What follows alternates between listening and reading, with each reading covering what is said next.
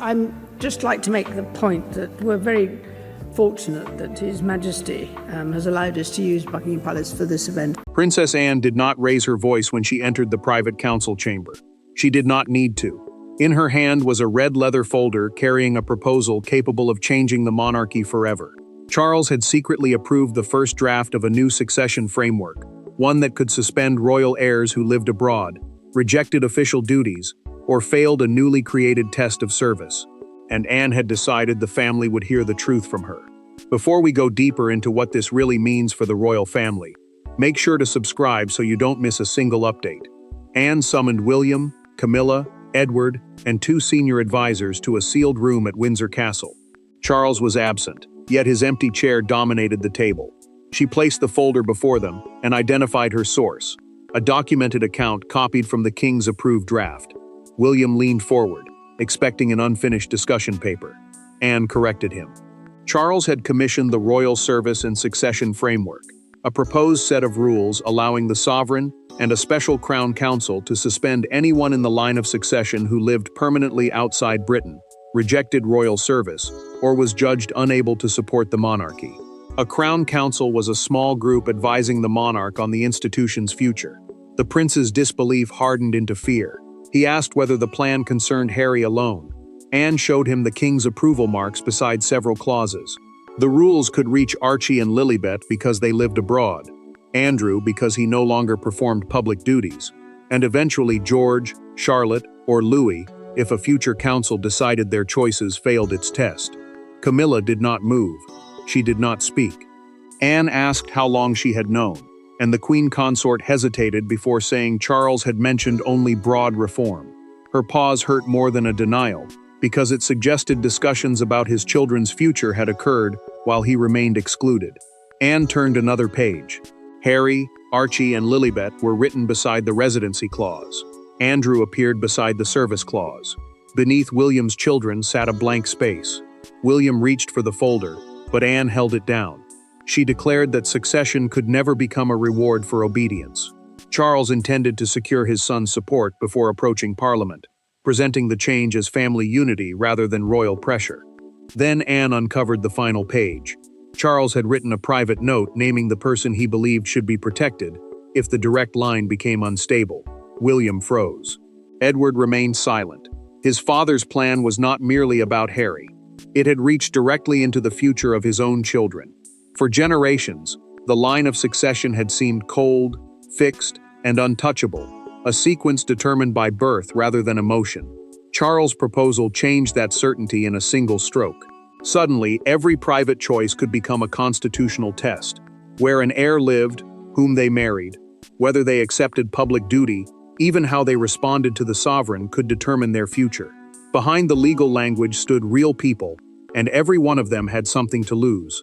Charles believed the monarchy could not survive another generation of senior royals keeping constitutional importance while refusing public responsibility. Constitutional status meant a person's formal place and potential role within the crown. To the king, privilege had to be tied to visible service, sacrifice, and loyalty. Without those limits, he feared the institution would become vulnerable to family members who carried royal influence without carrying royal duty. William understood part of that fear. He had spent years watching the family absorb scandal, division, and public anger. Yet the prince also saw what his father refused to see. He remained first in line, followed by George, Charlotte, and Louis. But the new rules could allow a future council to judge whether any of them had served enough, lived in the right place, or shown the correct kind of loyalty. Anne followed him into the corridor after the meeting. William kept his voice low, but his anger was impossible to hide. He told her he could not support a system that allowed strangers around a table to measure his children's devotion to the crown. The Princess Royal agreed. She warned that rules written to control one generation could become weapons against the next. Harry remained absent, yet his name seemed to fill every silence. William knew the proposal would be seen as punishment for his brother's departure, especially because Archie and Lilibet would face immediate review under the residency condition. He wanted to contact the Duke, but feared that even one private call could be treated by Charles as disloyalty. Camilla finally admitted that the king had discussed the plan with her.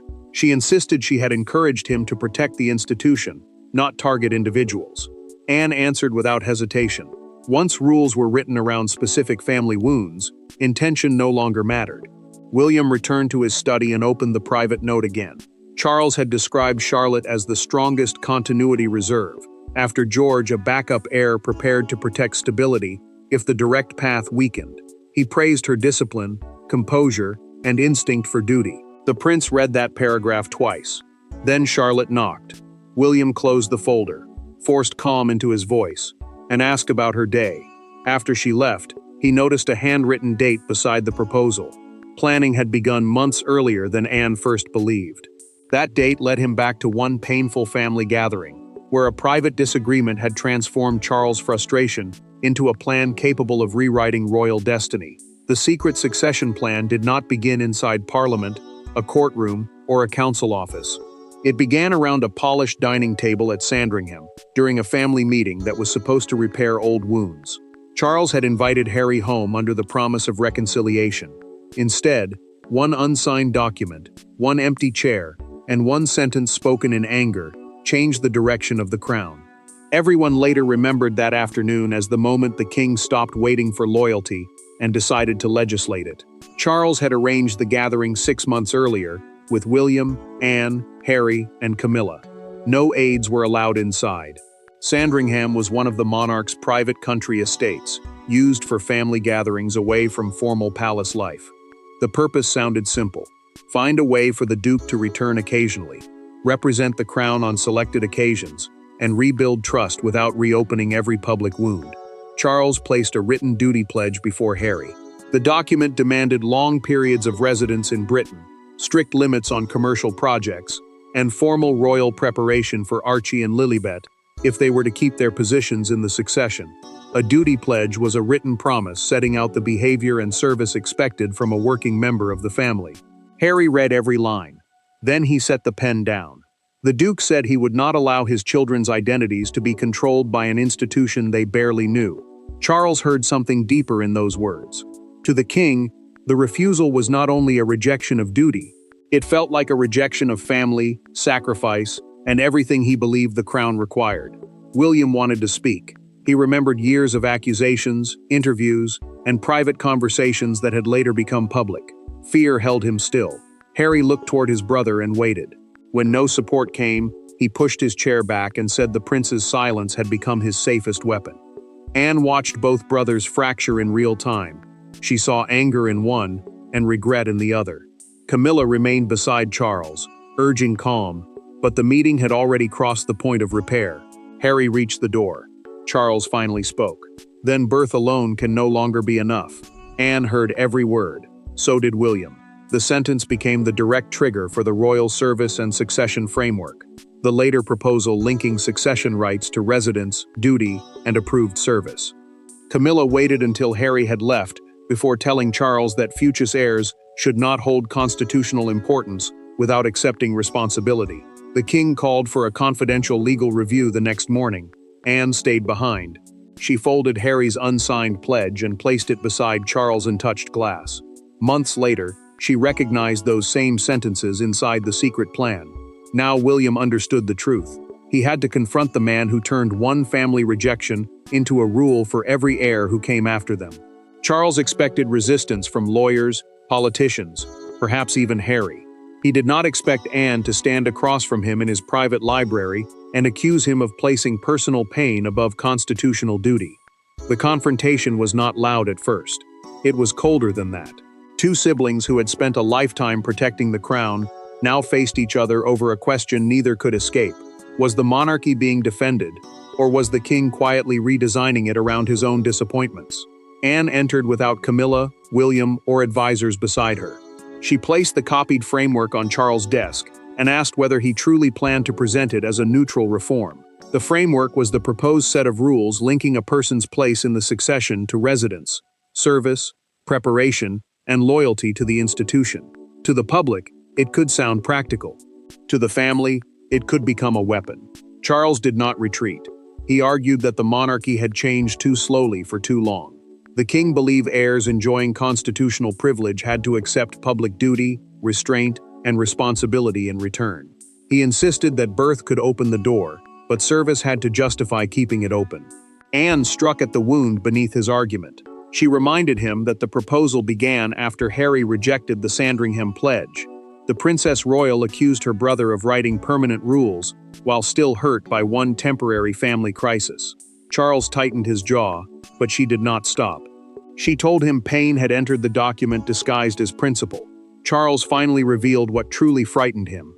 He feared George might inherit a weakened crown surrounded by relatives who carried royal status but refused royal sacrifice. The monarch said he wanted to spare his grandson the disorder William had endured. Anne heard the sincerity in his voice, but sincerity did not make the power safe. Anne opened the page concerning Charlotte. Charles had described the young princess as a continuity reserve, meaning a second heir prepared early to protect stability if the direct successor became unavailable. He admitted he considered her unusually dependable, disciplined, and emotionally steady. The room changed when Anne turned to the buried clause.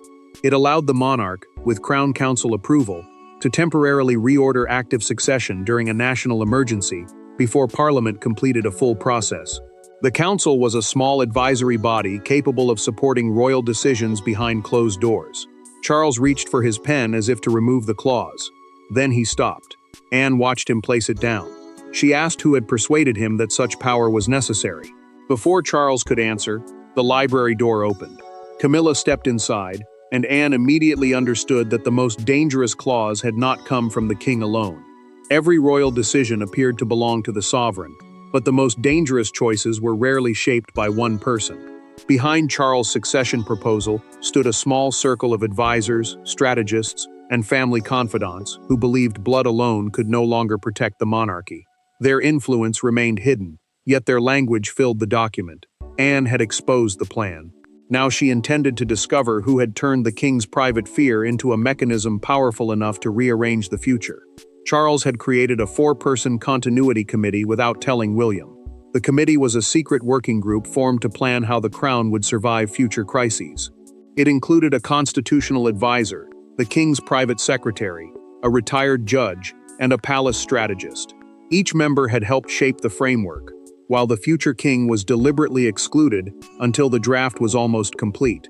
Camilla was not officially part of the group, but Charles discussed its conclusions with her. The queen consort believed future heirs should not keep royal importance while openly separating themselves from Britain.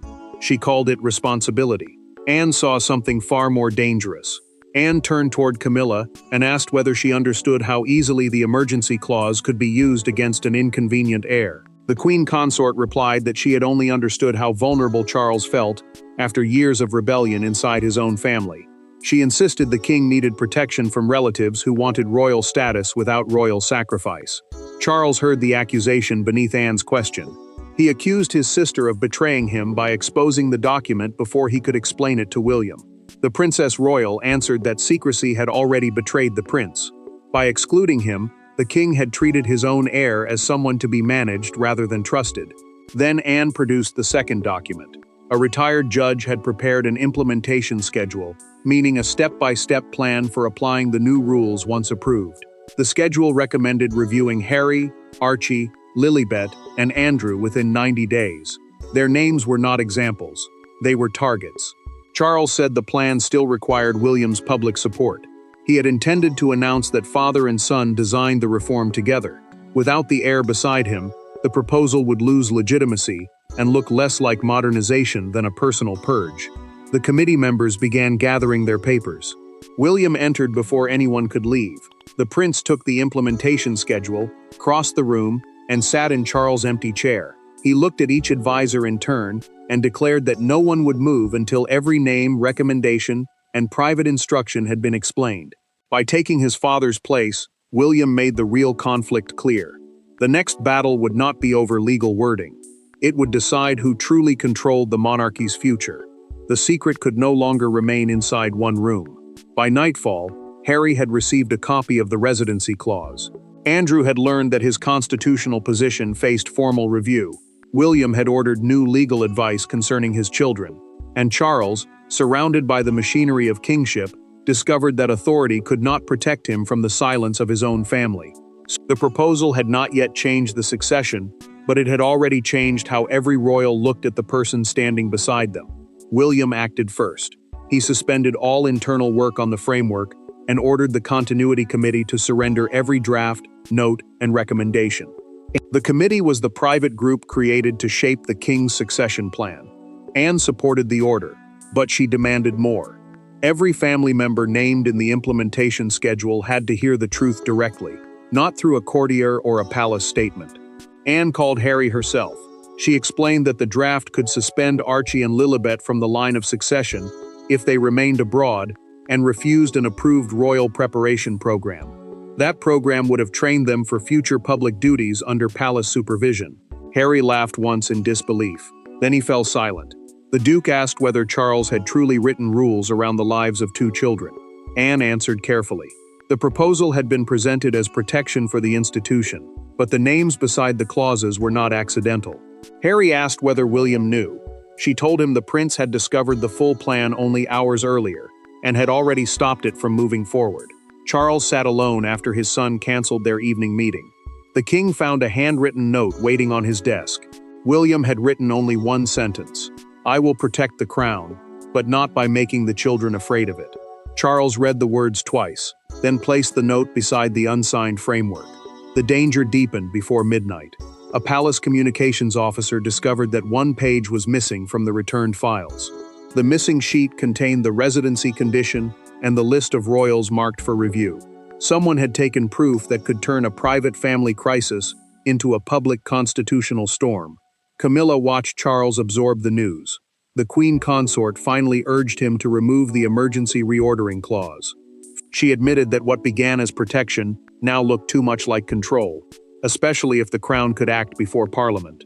Charles opened his personal copy and tore the emergency page once down the center. A secretary entered before he could destroy the rest. William had requested a private meeting with no advisors, no Camilla, and no official record. For the first time since the plan was exposed, father and son would face each other without anyone standing between them. There were no red boxes on the table when William entered. No secretaries waited outside with briefing notes. Charles stood beside the window, not as a sovereign preparing to defend policy, but as a father who knew his son had come to deliver a verdict. William did not begin with Harry, Parliament, or public opinion. He placed a photograph of George, Charlotte, and Louis between them and asked one devastating question. Would Charles trust another monarch with the power he had created? Charles did not answer at once. William insisted that the conversation remain between father and son, with no advisors and no official record. The prince accepted that working royals needed clearer expectations, because titles, public funding, and official duties carried obligations. But he separated those responsibilities from the legal order of succession, the fixed constitutional line deciding who inherits the crown. William offered another path. He proposed a royal service charter, a written code controlling titles, funding, public representation, and official duties, without allowing the sovereign to suspend birthright succession. The charter could hold adults accountable for their choices. It would not punish children for decisions made by their parents. Charles defended himself with a tired honesty William had rarely heard. The king said he feared leaving his son a divided family and an undefended institution. Harry's refusal at Sandringham had convinced him that voluntary duty was no longer enough. He believed rules could prevent William from inheriting the same bitterness, confusion, and public conflict. William leaned closer and named the damage his father still could not see. Protecting George by threatening Archie and Lilibet would teach every child the same cruel lesson. Family belonging depended on obedience. Charlotte and Louis would grow up knowing that affection, security, and constitutional identity could be reviewed whenever an adult disappointed the monarch. The prince then delivered his condition. He would publicly oppose the succession plan unless Charles destroyed the implementation schedule, dissolved the Continuity Committee, and guaranteed in writing that no child's position would ever be reviewed because of a parent's choices. Charles looked at the photograph for a long time. George represented the future he wanted to protect. Charlotte and Louis represented everything that power might accidentally wound. At last, the monarch admitted that succession could not become an instrument of punishment, favor, or temporary anger. Charles signed a one-page withdrawal order. He handed the pen to William and asked him to witness it.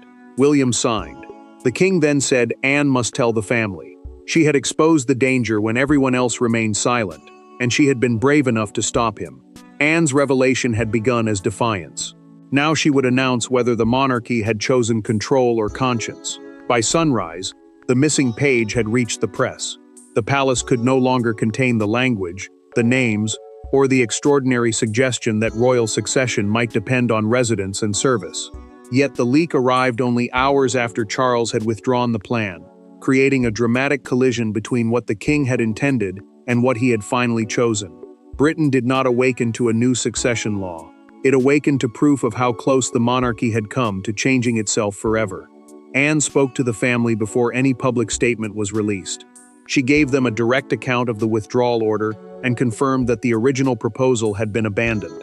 In its place, discussions would begin over a royal service charter, a non-constitutional code governing duties, titles, public funding, and official representation, without changing who stood in line for the throne. Broadcasters split the crisis into two powerful stories. One framed Charles as a monarch trying to protect the institution from future instability. The other presented Anne as the person who stopped the crown from gaining secret control over individual heirs. The debate mattered because the issue had moved beyond one family argument. It now concerned the limits of royal power itself. Charles watched the coverage in silence. The king heard commentators connect the plan directly to Harry's departure and the failed Sandringham meeting. He did not blame his sister for exposing the document, but he understood that the private hurt behind his decision was now being judged by the entire country. Harry responded through a short written statement released by his office. The Duke said children must never become instruments in disputes between adults. He did not attack Charles by name. That restraint mattered. It left the withdrawal standing as a possible first step toward reconciliation, rather than the beginning of another public war. Outside Buckingham Palace, the public argument became impossible to ignore. A crowd gathered beneath the balcony, while newspaper sellers raised a front page showing a red crown split down the middle. The headline declared, "Anne stopped the king." Some people applauded her courage. Others defended Charles and argued that royal privilege should require visible service. Public opinion soon found its center. Most people did not reject standards for working royals. They rejected the idea that secret advisors could alter succession because of private family conflict. Service could shape duties, funding, and public roles. Birthright could not become a reward for obedience. Anne watched the crowd from an upstairs window. William joined her and said she had made herself the story. She shook her head. The story was never about her. It was about whether the crown could impose powers it would fear in the hands of another monarch. Now one final question remained. What had her intervention permanently changed? The final decision was made without ceremony. There was no balcony appearance, no trumpet fanfare, and no triumphant declaration. Charles gathered Anne, William, Camilla, and Edward inside the same Windsor room where the secret had first been revealed. The red folder lay closed at the center of the table. This time, no one feared what was hidden inside it. The king had come to end the plan, accept responsibility, and define the difference between service freely chosen and loyalty demanded through fear. Charles opened the meeting with a clear statement. The royal service and succession framework had been permanently abandoned. The framework was the secret proposal that would have linked succession rights to residence, approved preparation, and royal duty. He confirmed that the Continuity Committee had been dissolved, every implementation copy had been collected, and no internal council would ever receive the power to suspend an heir. William's alternative would move forward instead.